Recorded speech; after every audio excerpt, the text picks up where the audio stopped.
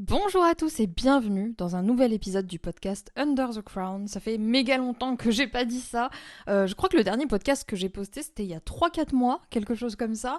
Et la dernière fois que j'ai été vraiment régulière sur ma chaîne YouTube, sur mon podcast, etc., ça remonte à il y a presque un an, j'ai l'impression. En tout cas, ça fait depuis un très long moment que j'ai pas pris mon micro pour vous parler directement. Donc avant de commencer le sujet même de ce podcast, j'avais envie de faire une petite parenthèse pour vous tenir un petit peu informé de ce qui se passait et de ce qu'il y a d'important à vous dire, vu que je reviens après une longue absence, mine de rien. Ces dernières années, elles ont vraiment été très très compliquées pour moi. Il s'est passé beaucoup de choses d'un point de vue personnel dans ma vie. Et du coup, le business est un petit peu passé en second plan. C'est aussi l'avantage, entre guillemets, qu'on a quand on a un business avec des revenus passifs. C'est qu'on n'a pas forcément besoin d'y passer énormément de temps au quotidien pour que ça puisse quand même générer des revenus et nous permettre de vivre. Du coup, j'ai vraiment profité de cette situation pour me recentrer sur moi-même, pour régler un petit peu les choses qui se passaient en interne de manière personnelle. Et aujourd'hui, je me sens prête, ça y est, à revenir et à vous expliquer un petit peu tout ça, à vous expliquer tout le cheminement de pensée qui m'a conduite jusque-là. Ça va pas être le programme du jour parce que je vous ai préparé un email qui va sortir ce jeudi. Donc ce jeudi, j'envoie un email à tout le monde sur ma liste pour vous expliquer où ça en est et pour vous faire une très grosse annonce. Donc si jamais vous n'êtes pas encore inscrit à ma newsletter, c'est le moment de le faire parce que vous ne voudrez pas rater cet email que je vous envoie jeudi. Faites-moi confiance. Donc si jamais vous n'êtes pas encore inscrit à ma liste, vous retrouverez en dessous de ce podcast, de cette vidéo, le lien wonderwayqueen.fr/kdo où vous pouvez retrouver du coup tous les cadeaux que j'offre aux personnes qui s'inscrivent à ma newsletter et du coup vous serez sûr de recevoir ce fameux email de jeudi que je vous ai préparé et du coup que vous ne voulez pas manquer, j'en suis certaine. C'est vraiment un email spécial parce que un peu comme pour les podcasts, etc., la rédaction, la création de nouveaux emails, c'est quelque chose que j'ai relégué au second plan dans ma vie pendant un bon petit moment et là j'ai pris des décisions. De toute façon, je vais pas rentrer énormément dans le détail ici parce que c'est vraiment pas le sujet du podcast. Je voulais juste faire une introduction pour vous parler de ça et vous prévenir que jeudi il y a un email important qui arrive. Donc si jamais vous n'êtes pas encore inscrit à la liste, c'est le moment de le faire. Et si vous êtes déjà inscrit à ma newsletter, vous allez le recevoir jeudi. Donc surveillez votre boîte mail. Cette semaine, vous l'avez sûrement deviné en voyant le titre de ce podcast, c'est la formation Royal Letter qui est à l'honneur. Donc toute la semaine jusqu'à dimanche soir seulement, vous pouvez obtenir ma formation Royal Letter où je vous explique toute ma stratégie d'emailing quotidien de A à Z avec des exemples, des templates, tout ce dont vous avez besoin pour vous lancer et vendre un maximum de vos offres par email dedans. Donc si ça vous intéresse, c'est à moins 50% jusqu'à dimanche seulement. Donc n'hésitez pas à vous la procurer. Pareil, vous allez retrouver le lien un petit peu partout dans les descriptions de podcasts, de YouTube, etc. Donc n'hésitez pas à jeter un coup d'œil si actuellement vous séchez un petit peu là-dessus ou que vous sentez que vous avez besoin d'améliorer votre stratégie d'emailing parce que c'est vraiment la formation où j'ai condensé le maximum d'informations pour vous permettre d'obtenir le plus de résultats que possible grâce à vos emails. Donc n'hésitez pas à jeter un coup d'œil là-dessus. Et c'est ce qui m'amène du coup au sujet du podcast du jour. Comme je reviens après une bonne absence, j'ai décidé de vous parler de 5 conseils que j'aurais aimé recevoir à mes débuts. Maintenant que j'ai la vision de ces 6-7 années de business, ça commence à faire un bon moment, mon Dieu, ça me rajeunit pas tout ça, que j'ai mon business en ligne. Ça fait depuis quasiment 6 ans que je suis sur un format qui est d'emailing quotidien, c'est-à-dire que ça fait depuis des années, littéralement, que tous les jours, j'envoie des emails. Le plus régulièrement, ça va être des emails de vente qui vont me permettre de promouvoir mes produits tout en apportant une plus-value aux personnes qui les lisent. C'est quand même quelque chose qui me tient à cœur. Donc en général, chaque email de vente que je fais, il y a quand même un intérêt autre que la vente à le lire. Moi, j'aime bien rapporter un petit peu de contenu quand même, plutôt que de faire que de la vente pure et dure. Et du coup, comme je vous l'ai dit, ça fait depuis plusieurs années que je suis sur ce modèle-là d'envoyer beaucoup d'emails. Et aujourd'hui, avec toutes ces années de recul, je me rends compte qu'il y a certaines choses que j'aurais aimé savoir, certaines choses que j'aurais aimé qu'on me dise dès le début, ou même dès mes premières années où je faisais ça, parce que vous vous en doutez, ma stratégie, elle a évolué au fil du temps, et je fais comme d'habitude le maximum pour que tout ce que j'ai à faire dans mon mon business s'adapte à ma personne, à mon niveau de motivation, à mon niveau d'énergie, à mon niveau d'inspiration. Et je pense que les conseils que j'ai à donner aujourd'hui sont des conseils qui vont vous aider si déjà d'une part vous avez de la difficulté à rédiger des emails assez régulièrement. Je sais que ça fait partie d'une problématique qu'une grande partie d'entre vous rencontre, c'est le manque d'inspiration, le manque de méthodologie aussi pour réussir à faire de l'emailing quotidien sans s'épuiser et sans ne faire que ça finalement. Et du coup, je voulais revenir aujourd'hui sur 5 conseils clés qui me paraissent vraiment importants, encore plus avec mon retour, entre guillemets, aujourd'hui, et mon retour de jeudi où je vous prépare quelque chose, parce que je me suis posé pas mal de questions, et du coup, je pense que ça peut être très intéressant pour ceux d'entre vous, justement, qui aimeraient améliorer un petit peu leur stratégie, et qui se demandent comment faire et par où commencer. Donc, je vais attaquer tout de suite avec mon premier conseil, parce que ça fait déjà 5 bonnes minutes que je parle, et que je vous raconte ma vie, concrètement. Donc le premier conseil que j'ai à vous donner, c'est de bien comprendre le but de vos emails. C'est-à-dire que de mon point de vue, chaque email que vous envoyez doit avoir au moins un objectif bien spécifique. Comme je le disais, ça peut être de vendre quelque chose, ça peut être de donner une information, ça peut être d'apporter de la valeur, d'apporter du contenu, de fidéliser vos clients. Bref, il y a plein d'objectifs en fait différents quand on envoie un email. Et c'est pour ça qu'il faut toujours avoir au moins minimum un objectif en tête pour que votre email soit pertinent, pour que votre email soit utile à la fois au moment où vous l'envoyez, mais aussi sur le long terme, parce que moi je m'intéresse beaucoup à tout ce qui est stratégie long-termiste, qui me permettent justement d'avoir un maximum de liberté dans mon quotidien et de ne pas avoir à travailler jour et nuit pour alimenter mes différents réseaux et continuer à publier du contenu. Vérifiez vraiment que chacun des emails que vous envoyez contient un CTA, un call to action vraiment très clair, qui soit au moins clair pour vous, mais aussi pour vos clients, parce que le plus important, c'est quand même que les clients puissent comprendre un petit peu quel est l'objectif de votre email et surtout qu'ils en retirent un maximum de bénéfices.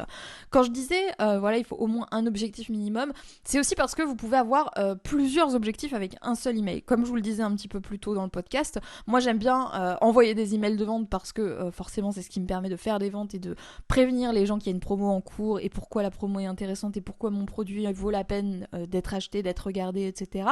Mais j'aime aussi ne pas faire que de la vente pure et envoyer un conseil qui est souvent un conseil lié avec une offre en cours pour que ça fasse sens quand même, que l'offre elle arrive pas comme un cheveu sur la soupe comme ça et que ça soit quand même assez cohérent dans l'ensemble. Et vous pouvez vous permettre justement d'avoir pour un email plusieurs objectifs à la seule et unique condition que ce soit vraiment très clair pour vous et que vous ayez bien saisi le but de vos emails. Deuxième conseil, je vous conseille vraiment de trouver vos idées en partant du titre. Vraiment, à chaque fois que j'ai essayé de faire des brainstorming pour trouver des idées d'email, pour trouver des idées de contenu, des idées de newsletter, le truc qui fonctionnait le mieux pour moi et qui me permettait d'y voir le plus clair, c'était de trouver ces idées en partant du titre de mon email. Pour moi, tout part du titre. À partir du moment où vous avez trouvé le titre de votre email, de toute façon, l'email a tendance un petit peu à se rédiger tout seul et c'est souvent sur le titre qu'on va le plus travailler parce que un bon titre, ça a le pouvoir de augmenter votre taux de clic, donc faire en sorte qu'il y ait plus de gens qui ouvrent votre email, qu'il y ait plus de gens qui s'intéressent à ce qu'il y a écrit dedans. Donc c'est vraiment le truc numéro 1 à soigner. Le contenu d'un email en soi, alors bien sûr il faut qu'il soit pertinent, il faut qu'il apporte de la valeur, il faut qu'il soit de qualité, etc.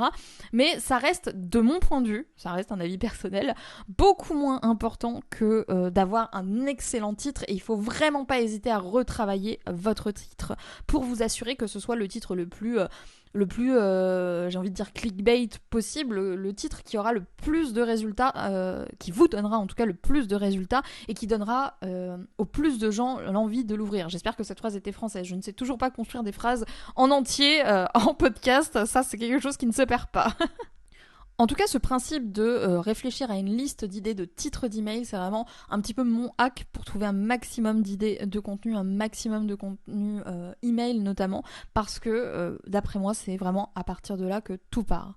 On arrive maintenant à mon troisième conseil, déjà, c'est de ne pas écrire d'email trop long. Ça, c'est vraiment un piège dans lequel je suis tombée, et vraiment, j'ai mis des années à m'en rendre compte, au minimum des mois, à me rendre compte que c'était complètement contre-productif et que ça m'épuisait en fait plus qu'autre chose, sans pour autant donner plus de résultats. C'est-à-dire que un email qui est trop long a plusieurs défauts. parce que déjà ça va prendre plus de temps à créer, ça va prendre plus de temps à relire, ça va prendre plus de temps à retravailler, et en plus de ça, ça va finalement être accessible à moins de personnes qu'un email qui est un petit peu plus court. Les gens qui ont le temps de lire vraiment un immense email sont beaucoup moins nombreux que ceux qui ont le temps de lire vite fait un petit email par-ci par-là, et c'est pour ça que je vous conseille surtout au début, surtout quand vous commencez à envoyer des emails à votre liste, c'est assez rare comme conseil, de privilégier la quantité à la qualité, parce que d'ores et déjà quand vous commencez, vous n'êtes pas un expert en emailing, hein. Personne ne l'est, c'est comme tout, hein. Ça s'apprend. Il y a aussi pas mal d'expériences, il y a aussi pas mal de tests en direct, et vous aussi vous avez vos marques à prendre dans ce domaine-là. Du coup, c'est pas forcément une bonne idée de gaspiller toute votre énergie à prendre 3 heures à écrire un seul et unique email. De mon point de vue, plus vous allez écrire vos emails rapidement, plus ce sera simple, et pour écrire des emails rapidement, il faut éviter de faire des emails à rallonge. Vraiment, essayez de garder en tête que un email égale un message ou une idée. C'est-à-dire que vous avez un message ou une idée bien spécifique à partager avec votre audience, et bien vous faites un seul et unique email là-dessus. Vous ne faites pas un email qui regroupe 500 messages différents, 500 idées différentes. Plus vous allez sectionner ça comme ça, et plus non seulement ce sera simple pour vous à créer, parce que ça prendra moins de temps, ce sera plus rapide, etc. Ce sera beaucoup plus digeste pour vos lecteurs, parce que, encore une fois, c'est beaucoup plus simple de lire un petit email un petit peu court avec une idée centrale bien construite, etc., que de lire un texte à rallonge qui va nous prendre une demi-heure à déchiffrer, etc.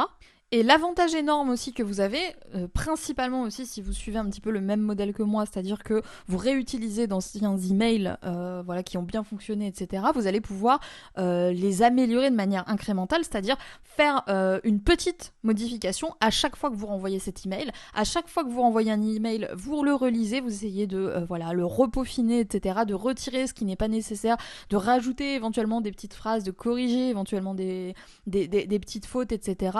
À titre personnel, moi, les emails que j'envoie en premier, c'est toujours des emails un petit peu draft, un petit peu brouillon. C'est-à-dire que ça va être le premier jet que je vais envoyer. Je vais pas me prendre la tête. J'envoie le premier jet et je vois un petit peu les résultats que ça donne. Et la prochaine fois que je vais réutiliser cet email, dans plusieurs mois, plusieurs années, etc., là, je vais tout relire et je vais le retravailler pour l'améliorer au moins un petit peu et voir si ça donne plus de résultats. Et je pense que c'est la meilleure manière de faire pour ne pas se dégoûter, parce que si vous passez, comme je le disais, des heures sur un seul et unique email, forcément, tout ce qui va être de l'ordre de l'email régulier, l'email quotidien, etc., ça va vous demander un boulot monstre et ça va cannibaliser tout le temps que vous allez pouvoir fournir sur votre business. À la fois, ça va cannibaliser le temps que vous avez à fournir, mais aussi votre motivation, parce que mine de rien, ça prend beaucoup d'énergie de créer du contenu. Je ne vous apprends rien à ce niveau-là. D'ailleurs, si jamais vous manquez d'idées pour écrire des emails, etc., que ce principe de un message égale une idée, ça reste encore un petit peu flou dans votre tête, n'oubliez pas que dans la formation Royal Letter, qui est du coup en promo jusqu'à dimanche soir, vous avez tout plein de templates que je vous ai préparés avec justement ce concept de un email égale un but, une idée, et comme ça va vous donner un maximum d'inspiration et ça va vous permettre de commencer sur de bonnes bases à partir de templates qui fonctionnent très bien, hein, que ce soit chez moi ou chez d'autres de mes clients. C'est des templates et des idées qui ont généralement porté leurs fruits, qui ont aidé à vendre les formations, les programmes de coaching, etc. De mes clients, donc je peux que vous recommander d'essayer ça, en particulier si vous démarrez dans l'emailing et que vous ne savez pas vraiment comment vous y prendre pour vendre par email. Un autre conseil que j'aimerais vous donner, c'est un conseil qui ne paye pas de mine comme ça, mais qui est l'un des conseils sur lesquels un des conseils que j'aurais aimé en tout cas qu'on me donne quand je me suis lancée, parce que c'est vraiment pas quelque chose que j'ai calculé, et c'est après coup, après des années de souffrance, j'ai presque envie de vous dire, que je me suis rendu compte que c'était très très important. C'est de vraiment transformer le moment où vous allez rédiger votre email, encore plus si vous êtes dans l'emailing quotidien, c'est-à-dire que tous les jours vous voulez envoyer un email. Ce que vous devez faire, c'est transformer ce moment en un moment agréable. Essayez de vous construire une espèce de petit rituel, un petit café, allumer une petite bougie, écouter de la musique, n'importe quoi qui peut transformer ce moment de rédaction d'email en un moment agréable, en un moment qui devienne aussi une habitude, mais une habitude qui vous donne envie. Si jamais vous dites, ok, mon habitude, ça va être d'écrire mon email pendant 3 heures, dans la souffrance, dans le noir, sans chauffage, etc., c'est sûr et certain que vous allez vous dégoûter de l'emailing, alors que si jamais vous êtes là avec votre petit chocolat chaud, petite vidéo YouTube, etc., en fonction de votre niveau de concentration, forcément ça va faire une énorme différence. Ces derniers temps, j'ai vraiment essayé de faire en sorte que tout mon process de création devienne une forme de rituel agréable, c'est-à-dire que j'essaye vraiment que mon environnement soit assez agréable pour me donner envie de m'y mettre, pour me motiver à m'y mettre, et aussi pour associer le moment où je vais créer du contenu à un moment plaisant, un moment confortable, un moment presque chill, où je vais vraiment faire quelque chose qui me plaît et dans un contexte qui est agréable. Quelque chose qui m'a aussi beaucoup aidé dans ce que je pourrais appeler la ritualisation de ma stratégie emailing, ça a été de faire ça systématiquement le matin. C'est-à-dire que le matin, dès que je me levais, le premier truc que je faisais, c'était rédiger un email. Parce que voilà, j'ai décidé de le rentrer dans une habitude. Et c'est comme ça que j'ai réussi à créer des centaines d'emails qui sont réutilisables pendant des années, etc. Pendant 1 ou 2 ans, je dirais, j'ai fait ça tous les matins. Première chose que je faisais, c'est hop, je prenais 15-30 minutes pour rédiger un email tous les matins. Et comme ça m'a fait vraiment un beau stock d'emails que je peux encore réutiliser aujourd'hui pour vendre mes produits, pour fidéliser mon audience, pour faire pas mal de choses. Du coup, je vous conseille vraiment de vous fixer un moment. C'est pas obligatoire que ce soit le matin. Moi, j'aimais bien le matin parce qu'en général, j'ai un peu la tête dans le cul et c'est le moment idéal pour moi d'être inspirée et d'écrire des choses, etc. Plutôt que de parler avec ma vieille voix du matin. Mais si vous avez par exemple plus l'habitude d'être inspiré le soir ou que vous préférez faire ça dans un parc l'après-midi, etc., faites-vous plaisir, adaptez ce moment à vos préférences pour faire en sorte en tout cas que ce soit un moment plaisant et pas un moment douloureux. Pas quelque chose où vous allez vous dire « Oh là là, c'est chiant, j'ai pas envie d'y mettre, je vais pas être bien, je vais devoir me forcer, je vais devoir faire un énorme effort » parce que pour le coup, ça vous donnera pas du tout envie de vous y mettre. Un autre truc très très important si vous êtes entrepreneur et que vous envoyez beaucoup d'emails et que vous avez envie de vous entraîner justement à écrire un maximum d'emails, ça va être de suivre d'autres mailing lists. C'est aussi un conseil que je pourrais vous donner sur n'importe quel type de contenu que vous créez. Si par exemple vous créez des articles de blog, lisez d'autres articles de blog. Si vous créez des vidéos YouTube, regardez d'autres vidéos YouTube. Si vous voulez vous lancer dans le streaming, regardez d'autres streams. Voyez un petit peu quels sont les codes des différentes plateformes sur lesquelles vous créez du contenu. Et je pense que c'est encore plus vrai quand on parle d'emailing et d'email marketing, parce que vous pouvez voir justement ce qui dérange en fait chez les autres. C'est-à-dire que généralement, moi quand je regarde le contenu de quelqu'un, je me dis très souvent, moi j'aurais pas fait ça comme ça, moi j'aurais changé ça, ça c'est quelque chose qui me dérange dans ce format-là, etc. Et cette vision-là, vous ne pouvez pas la voir si jamais vous ne consommez pas le contenu que vous créez. Donc c'est pour ça que je pense que c'est très très important de s'inscrire à d'autres mailing lists pour voir un petit peu comment les autres s'en sortent, pour voir ce qui vous donne envie d'ouvrir les emails des autres ou vous donne pas envie, qu'est-ce qui vous donne envie de vous désabonner, qu'est-ce qui vous donne envie de vous abonner, bref, tout ça, toute cette étude, vous pouvez le faire par vous-même parce que, a priori, vous êtes quelqu'un qui a de la jugeote et votre business, vous avez envie d'en être fier en fait, qui ressemble à ce que vous avez envie de construire, ce que vous avez envie de concevoir. Donc là, ce qui va être vraiment important, ça va être de regarder un petit peu ce qui se passe chez les autres, pas forcément pour s'inspirer, même si je pense que c'est quelque chose qui peut être aussi très utile. Moi, ça m'arrive aussi de lire des emails d'autres collègues entrepreneurs et de me dire tiens, ça m'inspire une autre idée, donc forcément, ça reste toujours du bonus. Mais si je suis abonnée à d'autres mailing lists, c'est principalement pour justement avoir ce regard critique, avoir cette analyse sur le format et pouvoir justement modifier ces choses-là dans ma propre stratégie. Si par exemple je vois que j'ai envie de me désinscrire d'une mailing list parce que telle personne fait des emails trop longs, eh bien c'est quelque chose que je vais essayer de modifier dans ma propre stratégie. Et je pense que c'est très très important de faire ça, à la fois pour avoir un regard critique, parce que des fois c'est pas forcément facile de prendre du recul sur le travail qu'on a fourni, mais aussi pour faire en sorte que votre newsletter elle vous ressemble au maximum. L'emailing et surtout l'emailing quotidien, ça a toujours été un sujet un petit peu touchy, dans le sens où tout le monde n'est pas forcément fan, tout le monde n'a pas forcément envie de recevoir un email par jour, tout le monde n'est pas forcément fier de le faire non plus. C'est pour ça que je pense que c'est très très important de suivre cette étape-là, parce que ça va vous permettre de mieux définir ce que vous voulez. Ça va vous permettre justement d'adapter votre stratégie pour en être fier, pour en être content, pour que ce soit vraiment aligné à vos principes, à ce que vous aimez et à ce que vous avez envie de transmettre à votre audience. Comme je vous le disais, ça fait depuis plus de 5 ans, 6 ou 7 ans, j'arrive même plus à compter à force, que je fais de l'emailing quotidien et que justement je travaille sur ma stratégie d'emailing. Et vraiment, quasiment toutes mes ventes, je pense, viennent de ma stratégie d'emailing. Donc je pense que c'est quelque chose de central dans un business et de très important si jamais vous voulez avoir un maximum de résultats. Personnellement, moi, c'est ce qui me permet littéralement de vivre. Si j'envoie pas d'email, je vois bien que mes ventes sont pas forcément les mêmes, ce qui est assez logique. Et c'est pour ça que je vous recommande vraiment d'essayer de faire de ce moment un moment agréable, d'essayer de faire en sorte que ça vous corresponde un maximum et que ça corresponde à vos valeurs, à vos idées, tout en étant quelque chose que vous appréciez faire, quelque chose qui vous inspire, quelque chose dont vous soyez fier en fait finalement. J'ai pu avec ces différentes années passer à faire des tests, passer à faire plein de choses différentes, me rendre compte un petit peu de ce qui fonctionnait et ce qui ne fonctionnait pas pour moi. Donc à vous de faire ces tests-là, à vous aussi de pas avoir peur d'aller parfois à contre-courant des tendances et de tout ce qui fonctionne pour faire quelque chose qui vous ressemble mieux. Ce qui est important, c'est d'avoir ce recul-là. Et comme je vous le disais, moi, quand j'ai démarré, j'ai fait plein d'erreurs. Et les 5 conseils que je vous ai donnés aujourd'hui, c'est des choses que j'aurais aimé qu'on me dise en insistant beaucoup plus. Parce que forcément, du fait que j'ai vraiment pas porté attention à ces choses-là, il y a eu des moments où j'étais plus motivée à écrire des emails, où j'avais plus envie de le faire, où j'étais pas forcément fière des emails que j'envoyais. Et aujourd'hui, la donne a changé. Et d'ailleurs, c'est pour ça que jeudi, je vous prépare une grosse surprise. Donc n'hésitez pas à vous abonner encore une fois à ma newsletter personnelle si c'est pas encore fait. Aujourd'hui, après toutes ces années, je suis quand même assez fière, honnêtement, d'avoir réussi à mettre en place un système d'emailing qui me permet de gagner ma vie assez confortablement sans avoir besoin sans arrêt de recréer de nouveaux emails, d'avoir sans arrêt du stock sous la main. C'est vraiment quelque chose qui est un petit kiff perso, j'ai envie de vous dire. Donc c'est quand même toujours agréable de se dire, bon, cette semaine, j'ai pas envie de travailler, mais c'est pas grave, en fait, parce que j'ai juste à reprogrammer des trucs que j'ai déjà fait et je suis tranquille pour toute la semaine. Je pense que c'est vraiment un luxe que je peux m'offrir et je peux me l'offrir parce que justement, tous les conseils que je vous ai donnés ici, petit à petit, tout au long de ma vie d'entrepreneur, je les ai implémentés et c'est ce qui me permet aujourd'hui d'avoir cette base-là.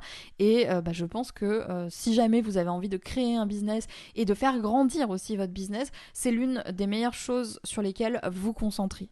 Si vous voulez en savoir plus sur ce système que j'ai mis en place pour ma stratégie d'emailing, n'oubliez pas qu'il y a la formation Royal Letter où je vous explique tout et qui est en promo jusqu'à la fin de la semaine. Je vais arrêter ce podcast ici, ça fait 20 minutes que je parle, j'espère qu'il vous aura plu. N'oubliez pas de me suivre sur Instagram, c'est WonderWayQueen, mon identifiant tout collé, si jamais vous voulez avoir plus d'infos. Là en ce moment je suis vraiment dans mon mood, j'ai envie de créer plein de choses, j'ai envie de relancer plein de choses, etc. Donc j'ai pris la décision de reposter sur Instagram un petit peu, donc n'hésitez pas à aller voir ça et à m'apporter votre soutien si jamais vous le souhaitez. Ça me permettra de savoir si je dois continuer ou pas sur cette plateforme-là que j'ai désertée pendant un bon petit moment aussi. Et j'espère en tout cas que ce podcast vous aura plu. Dites-moi dans les commentaires quel rapport vous entretenez avec votre stratégie d'emailing. Est-ce qu'elle est inexistante? Est-ce que c'est quelque chose de douloureux pour vous à faire? Quelles sont les différentes problématiques que vous rencontrez vis-à-vis de ça? Est-ce que vous manquez de résultats, etc. Bref, n'hésitez pas à me dire tout ça dans les commentaires. Je me ferai un plaisir de vous lire et si jamais vous avez des questions pertinentes, je me ferai un plaisir de vous répondre. Donc l'espace commentaire est fait pour ça. Je vais arrêter ce podcast ici, je vous dis à jeudi dans la mailing list pour toutes les infos sur ce gros truc qui arrive et je vous souhaite une super bonne journée et je vous dis à plus pour de nouveaux podcasts, de nouvelles vidéos, de nouveaux contenus sur wonderwayqueen.fr.